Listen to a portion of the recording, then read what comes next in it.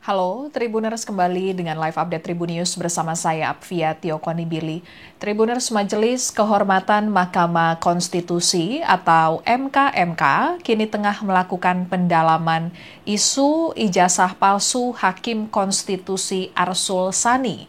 Arsul Sani sebelumnya dilaporkan Aliansi Masyarakat Pemerhati Konstitusi ke Bareskrim Polri terkait dugaan ijazah doktor palsu. Aliansi Masyarakat Pemerhati Konstitusi melaporkan Hakim MK Arsul Sani ke Bareskrim Polri terkait dugaan ijazah palsu. Pelaporan itu dilakukan pada Jumat 14 November 2025. Pengadu mengklaim memiliki bukti berkenaan ijazah program Dr. Arsul Sani yang diduga palsu. Dikutip dari kompas.com, koordinator dari Aliansi Masyarakat Pemerhati Konstitusi Betran Sulani menyatakan bahwa pihaknya menyerahkan sejumlah bahan pemberitaan untuk memperkuat dugaan bahwa ijazah Dr. Arsul Sani bermasalah. Salah satunya terkait kampus tempat Arsul Sani menempuh studi program doktoral. Menurut Betran, universitas tersebut dilaporkan tengah diselidiki otoritas anti korupsi Polandia terkait dengan legalitas operasionalnya. Kemudian Tribuners, Ketua Majelis Kehormatan MK Idewa Gede Palguna pada Minggu 16 November 2025 mengatakan pihaknya masih melakukan pendalaman berkenaan adanya tudingan ijazah palsu Arsul Sani. Pendalaman tersebut dimulai sejak kemunculan pertama berita yang menyoal isu ijazah palsu Arsul Sani dimuat oleh sebuah akun media sosial sekitar 1 bulan yang lalu. Palguna mengatakan hasil pendalaman MKMK belum bisa disampaikan saat ini. Hal itu dikarenakan peraturan Mahkamah Konstitusi (PMK) mengatur pendalaman harus dilakukan secara tertutup. Selain itu, MKMK juga perlu menjaga harkat, martabat, dan kehormatan Arsul Sani dari sesuatu yang sama sekali belum jelas kebenarannya.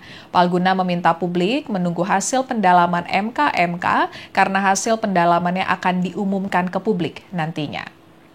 Kemudian Ketua MKMK Idewa Gede Palguna juga mempertanyakan mengapa pelaporan dugaan ijazah palsu Hakim Konstitusi Arsul Sani diajukan pelapor yakni Aliansi Masyarakat Pemerhati Konstitusi ke Bareskrim Polri. Padahal Palguna mengatakan Arsul Sani merupakan Hakim Konstitusi yang diusulkan DPR, sehingga pengaduan tersebut dinilai lebih cepat disampaikan kepada DPR. Hal itu sebagaimana pasal 20 Undang-Undang Mahkamah Konstitusi atau MK yang menyebutkan Hakim Konstitusi dipilih secara objektif, transparan, dan akuntabel, dan mekanisme pemilihannya diserahkan kepada masing-masing lembaga negara yang memiliki kewenangan untuk mencalonkan Hakim Konstitusi. Palguna menjelaskan MKMK tidak memiliki kewenangan untuk menyelidiki adanya unsur tindak pidana terkait perolehan ijazah Arsul Sani. Oleh karena itu, menurutnya ketika isu dugaan ijazah palsu menyangkut nama Arsul Sani telah tersiar pada sejumlah pemberitaan media massa dan telah adanya pelaporan ke Bareskrim Polri, Palguna menyampaikan Arsul Sani bisa menggunakan hak jawab sebagaimana diatur dalam Undang-Undang Pers. Palguna menjelaskan Arsul Sani memang tidak meminta pendapat MKMK mengenai boleh atau tidaknya ia merespons terkait ia dilaporkan ke kepolisian. Namun Palguna menilai pemberitaan tersebut sudah berkaitan dengan hal-hal yang bersifat pribadi terkait Arsul Sani, sehingga mempersilahkan Arsul Sani untuk memberikan hak jawab walaupun hingga 17 November 2025 siang ini belum ada pernyataan resmi dari Arsul Sani. Dan mantan Ketua Komisi 3 DPR RI Bambang Wuryanto buka suara soal tudingan ijazah palsu yang menyasar Hakim MK Arsul Sani. Bambang Wuryanto atau Bambang Pacul merupakan Ketua Komisi 3 DPR RI periode 2019 hingga 2024 yang ikut melakukan uji kelayakan dan kepatutan terhadap Arsul Sani sebagai calon Hakim MK usulan DPR. Bambang Pacul menegaskan bahwa secara asas legitimasi tidak ada permasalahan. Ia mengungkapkan Arsul Sani sudah menunjukkan ijazah saat mengikuti fit and proper test di Komisi 3 DPR, namun ia mengatakan Komisi 3 DPR tidak memiliki kemampuan forensik untuk mengecek ijazah tersebut. Lebih lanjut, Bambang menilai seharusnya hal tersebut bisa dibawa ke mekanisme yang ada di MK terlebih dahulu. Lalu Ketua Komisi 3 DPR RI saat ini Habibur Rahman menyatakan bahwa kini pihaknya disalahkan terkait dugaan ijazah palsu Hakim MK Arsul Sani. Dalam rapat Komisi 3 DPR bersama Panitia Seleksi Komisi Yudisial KY di Kompleks Parlemen Senayan, Jakarta, pada Senin 17 November 2025, Habibur Rahman bertanya kepada Panitia Seleksi KY mengenai mekanisme pengecekan calon anggota KY, terutama terkait keaslian ijazah dan kampus mereka. Menanggapi hal tersebut, Ketua Pansel KY, Dahana Putra, menjelaskan bahwa seluruh calon menyerahkan ijazah yang sudah dilegalisasi terbaru sebagai syarat formil. Habibur Rahman menegaskan konfirmasi tersebut penting guna menghindari persoalan di kemudian hari. Ia juga mengakui bahwa Komisi 3 tidak memiliki kemampuan forensik untuk menilai keaslian dokumen akademik.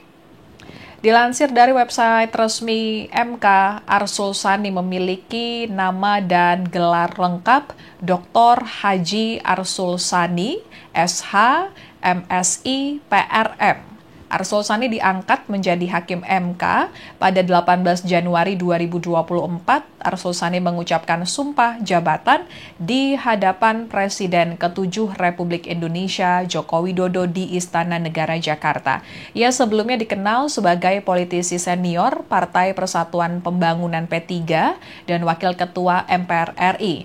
Ia adalah hakim konstitusi yang dipilih dan diajukan oleh DPR RI untuk menggantikan Wahidudin Adam. Saat itu, Wahidudin Adam akan segera menjalani masa purna tugas karena memasuki usia 70 tahun. Karir bidang hukum Arsul Sani diawali saat menjadi asisten pembela umum sukarela atau volunteer lawyer di Lembaga Bantuan Hukum LBH Jakarta pada tahun 1986 hingga 1988. Jenjang pendidikan dan pengalaman kerja Arsul Sani juga cukup beragam setelah itu. Arsul Sani lahir pada 8 Januari 1964 di Pekalongan, Jawa Tengah. Ia mengenyam pendidikan di SD Muhammadiyah Pekajangan dan Madrasah Diniyah Islamiyah NU Panggung, Kedunguni, Kabupaten Pekalongan. Kemudian Arsul Sani merantau ke Jakarta saat ia berkuliah di Fakultas Hukum Universitas Indonesia pada tahun 1982. Ia menyelesaikan S1 pada awal tahun 1987.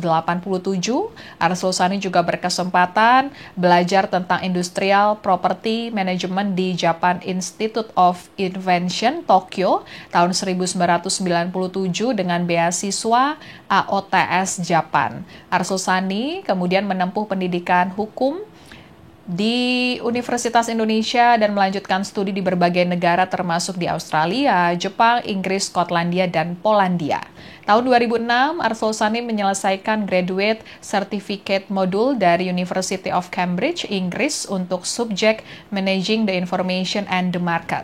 Kemudian Arsul Sani menyelesaikan program Magister Corporate Communication di London School of Public Relations, Jakarta pada tahun 2007 dan pendidikan doktoral bidang Justice, Policy, and Welfare Studies dimulainya di Glasgow School for Business and Society, Glasgow Caledonian University, Skotlandia, yang kemudian dilanjutkan di Collegium Humanum, Warsawa, Polandia.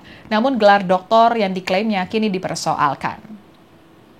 Dan Hakim Konstitusi Arsul Sani sempat menyinggung kasus ijazah Presiden ke-7 Republik Indonesia Jokowi dan ijazah Wakil Presiden Gibran Rakabuming Raka dalam permohonan uji materi Undang-Undang Keterbukaan Informasi Publik KIP yang meminta agar ijazah pejabat dan mantan pejabat bisa diakses publik. Gugatan nomor 174 / PUU strip Romawi 23/2025 tersebut diajukan seorang advokat bernama Komardin yang menilai isu ijazah pejabat dan mantan pejabat menyebabkan perekonomian menurun. Saat memberikan nasihat hakim kepada pemohon Komardin dalam sidang yang digelar di panel 2 MK pada 10 Oktober 2025 lalu, Arsul Sani meminta agar Komardin selaku penggugat bisa merenungkan kembali apakah persoalan yang digugat berkaitan dengan pasal 17 huruf G dan huruf H angka 5 serta pasal 18 ayat 2 huruf A Undang-Undang KIP atau persoalannya ada pada implementasi belai tersebut. Ia kemudian menyinggung gugatan ini tidak jauh dari isu yang sedang ramai beredar, yakni keabsahan ijazah strata 1 Jokowi dan Gibran. Ia meminta agar Komardin bisa menjelaskan lebih baik terlepas dari argumentasi bahwa isu ijazah membuat perekonomian menjadi tidak pasti dan menyebabkan kegaduhan. Sekian live update kali ini, berita terupdate lainnya dapat Anda saksikan di kanal YouTube Tribun News. Saya Apvia Tiokoni Billy, pamit undur diri. Sampai jumpa.